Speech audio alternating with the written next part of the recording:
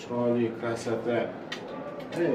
Sal anaqaroq bo'lib qolgan. Bu hozir borib cho'miltirib, chaydirib 7 metrgacha katta bo'ladi.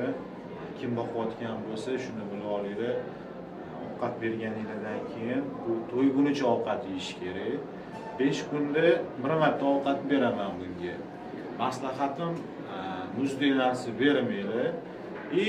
Buni masaj qilinglar. Masaj yaxshi ko'radi. Zubnoy cho'tkada qilsanglar bundan ham zo'r bo'ladi. Sal hozir nastroyeniyasi yo'q, kimdir xafa qilgan bo'lsa kerak. Borib chayib chiroyliroq qilib o'ziga keltiramiz. Juda chiroyli narsa.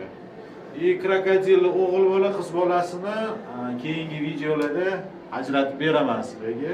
Qo'limdagi savol, erkagimi yo urg'ochisimi? Qatdan bilsa bo'ladi. Biladiganlar bormi? Ketdi, buni chayamiz.